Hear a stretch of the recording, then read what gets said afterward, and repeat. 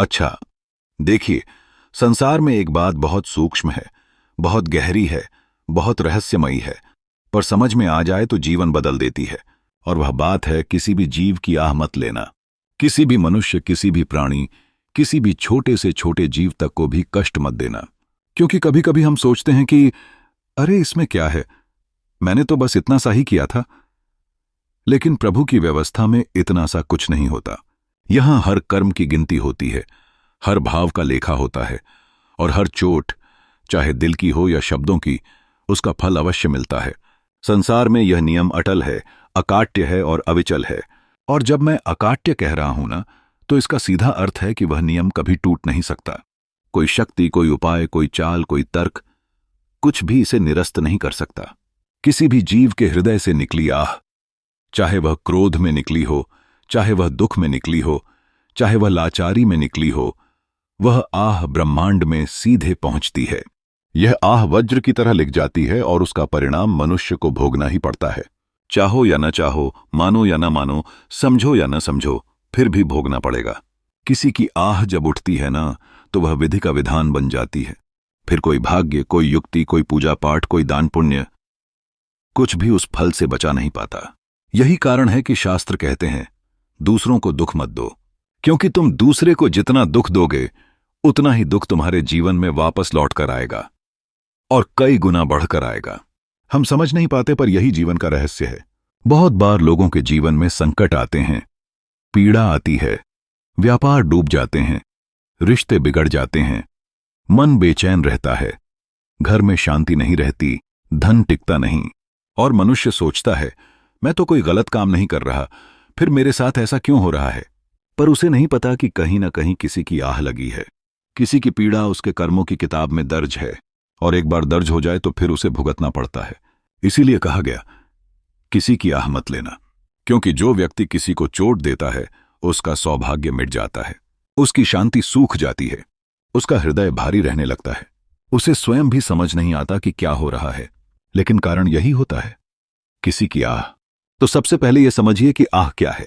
आह वह है जो मनुष्य के गहरे दुख, गहरी चोट, गहरी पीड़ा से बिना बोले निकल जाती है। वह शब्दों में नहीं होती, लेकिन ब्रह्मांड उसे सुन लेता है, और उस आह का परिणाम किसी भी युग में व्यर्थ नहीं जाता। इसीलिए संत कहते हैं, बचाना है तो दूसरों की कष्ट से बचो। अब आगे बढ़ते हैं, इसकी जड़ में क्या है। जड़ में है कर्म। यह संसार कर्म का संसार है। यहां कोई भी चीज आपकी इच्छा से नहीं होती, आपके कर्मों की इच्छा से होती है।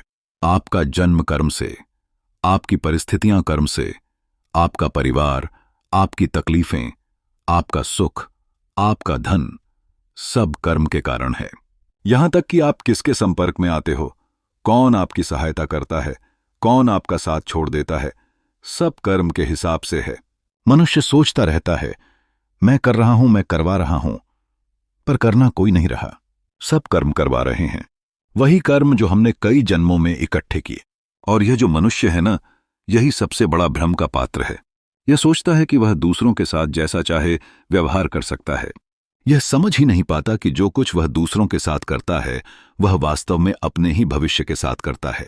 यही कारण है कि संतों ने कहा, दूसरे को कष्ट दो मत, क्योंकि वह कष्ट तुम्हारी कर्म किताब में जुड़ जाएगा, और जब जुड़ गया तो फिर उससे बचना असंभव है। देखिए, जब आप किसी को अपमानित करते हैं, वह एक कर्म है। जब आप किसी को धोखा देते हैं, वह एक कर्म है। जब आप किसी का विश्वास तोड़ते हैं, वह भी कर्म है। जब आप किसी की मजबूरी का फायदा उठाते हैं, यह भी कर्म है। और जब आप किसी के हृदय से आह निकलवाते हैं, यह सबसे भयंकर कर्म है, क्योंकि यह सीधे सीधे आपके भविष्य को बदल देता है। अब आप कहेंगे, अगर किसी के दिल से निकली आह इतनी शक्तिशाली है, तो फिर उससे बचने का उपाय क्या है। उपाय सिर्फ एक है, किसी का दिल मत दुखाओ। इतना सरल पर इतना कठिन, क्योंकि मनुष्य अपनी आदतों का दास है। जो काम उसे नहीं करना चाहिए वही कर बैठता है, और फिर कहता है, भगवान मेरे साथ ऐसा क्यों कर रहे हैं। भगवान कुछ नहीं कर रहे, आपका कर्म कर रहा है। भगवान ने केवल नियम बनाया है, जैसा करोगे वैसा भरोगे। किसी पर दुख दोगे, तुम दुख पाओगे। किसी को सुख दोगे, तुम सुख पाओगे। किसी को रुलाओगे, तुम्हें रोना पड़ेगा। किसी को हंसाओगे, तुम्हारे जीवन में हंसी आएगी। संसार में कुछ भी बिना कारण नहीं होता, सब कुछ कर्म का प्रतिबिंब है। और याद रखो, कर्म से कोई नहीं बच सकता। राजा भी नहीं, रंक भी नहीं, देवता भी नहीं, प्रेत भी नहीं, कोई नहीं। यहां तक कि स्वयं भगवान भी कर्म का फल झेलने का उदाहरण देकर गए हैं, नहीं बचते उस व्यवस्था से। तो हम मनुष्य क्या चीज हैं? अब थोड़ा गहरा रहस्य समझो। कर्म केवल कर्म से नहीं बनता, भाव से बनता है। मतलब कभी कभी कोई काम बहुत छोटा होता है पर उसके पीछे की भावना बहुत बड़ी होती है। वह भावना ही फल बनाती है। जैसे अगर आपने किसी को दुख दिया और भीतर कोई पश्चाताप नहीं है, यह बहुत भारी कर्म है।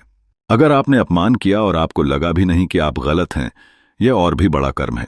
इसी तरह अगर आपने किसी का भला किया और बदले में कुछ पाने की भावना नहीं थी, यह पुण्य बहुत बड़ा है। और अगर आपने किसी की मदद की और तुम्हारे मन में प्रेम था, दया थी, तो ब्रह्मांड तुम्हें उसका फल बहुत बड़े रूप में लौटाता है। इसलिए कहा गया, कर्म नहीं, भावना देखी जाती है।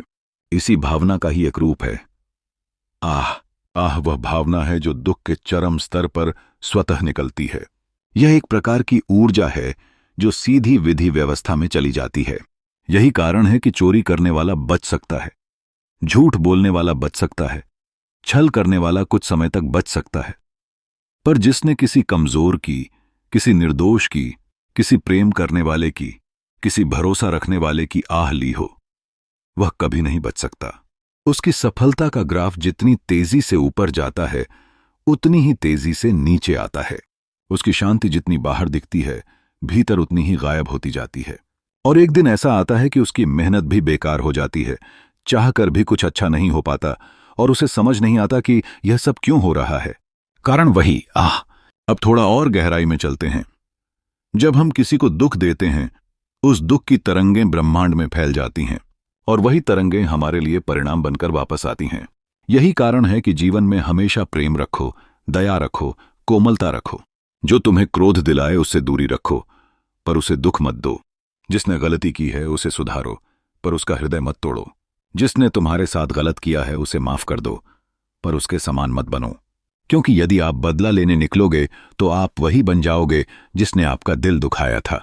जीवन कभी बदले से नहीं सुधरता, कर्म बदलने से सुधरता है। अब यह भी समझो, कर्म केवल इस जन्म के नहीं होते। हम कई जन्मों से कर्मों का भंडार लेकर आते हैं। कोई जन्म आसान लगता है, कोई कठिन लगता है। कभी घर में सुख मिलता है, कभी संघर्ष मिलता है, कभी रिश्ते टूट जाते हैं, कभी अचानक धन आ जाता है, कभी अचानक चला जाता है। सब कर्मों की श्रृंखला है। मनुष्य सोचता है, यह मेरे साथ अचानक क्यों हुआ? पर कुछ भी अचानक नहीं होता। यहां जो भी होता है वह कारण की जड़ से होता है, और वह जड़ कर्म है। अब प्रश्न यह है, कर्म इतने भारी हैं तो फिर मनुष्य क्या करे? उत्तर बहुत सरल है, अपना वर्तमान शुद्ध करो। यही वह एक जगह है जहां तुम्हारे पास अधिकार है। अतीत नहीं बदल सकता, भविष्य अभी बना नहीं है, पर वर्तमान तुम्हारे हाथ में है। यदि तुम वर्तमान में प्रेम करोगे, दया करोगे, क्षमा करोगे, सेवा करोगे, तो धीरे धीरे तुम्हारे कर्म हल्के होने लगेंगे, और एक दिन ऐसा आएगा कि तुम्हारा भाग्य स्वतः बदल जाएगा। आगे एक और बात समझो, कभी कभी दूसरों को दिया गया दुख तुरंत फल नहीं देता, पर जब देता है तो मनुष्य संभाल नहीं पाता। इसीलिए संत कहते हैं, दुख दूसरों को दो मत, वरना वह दुख तुम्हें कई गुना बड़ा होकर वापस मिलेगा। और अब जीवन का सबसे महत्वपूर्ण रहस्य सुनो, किसी की आह जितनी जल्दी लगती है उतनी जल्दी कुछ नहीं लगता। इसीलिए ध्यान रखना, किसी को गलत मत समझना, गलत मत बोलना, गलत मत करना, क्योंकि उसकी आह तुम्हारे जीवन की दिशा बदल सकती है। अब यहां एक और गहरा रहस्य है। अगर किसी को दुख दोगे तो वह दुख केवल बाहर से नहीं आता, पहले वह अंदर से आता है।